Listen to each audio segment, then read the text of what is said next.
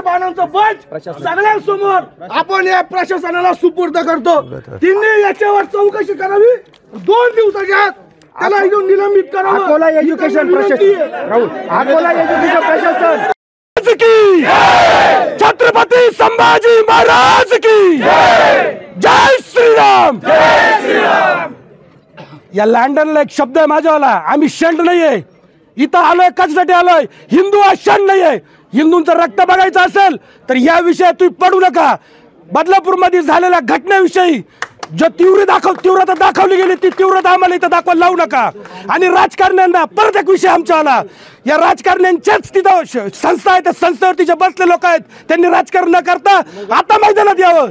कारण बदलापूर मध्ये ज्या शिक्षण व्यवस्था पाहणाऱ्या कमिटीवरती ज्या केस झाल्या त्या केसेस आता इथं पण झाल्या पाहिजे, कारण ते कारणीभूत आहेत।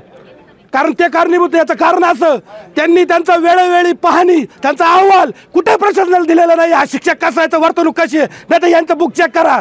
काही बऱ्याचशा गोष्टी अंतर्गत आहे आणि अंतर्गत गोष्टी अंतर्गत राहता कामा नाही। आता आपण मशिदीवर बोलतो, सगळ्यावर बोलतो, अरे आपणच सेक्युलर नाही तर काय त्या मशिदीवर बोलता? त्या मातीच्या गाड्या आहेत त्या लातात पाडून देऊ, काय फरक पडत नाही, होतील गुन्हे, काय फरक पडेल याच्यावरती? आमच्या नादाला लागशाल तर पुढं एक पण जागा आणि तुम्ही कब्रस्थानात बोलता ठिकाण ठेवणार नाही तुम्हाला, हे लक्षात ठेवा।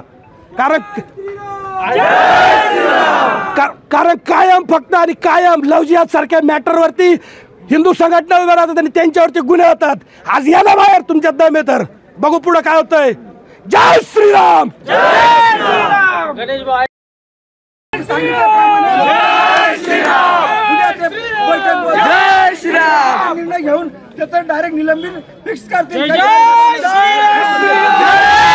श्रीराम, जय श्रीराम, जय श्रीराम। आता सगळ्याला एक विनंती आहे, सगळं शांततेने, कुणालाही आपल्याकडनं कुणालाही त्रास होणार नाही, कुणालाही कुठल्याही प्रकारची हानी होणार नाही याची काळजी घ्यावा। आणि धन्यवाद। हिंदुत्व भाऊ, चालू करा, कुणाला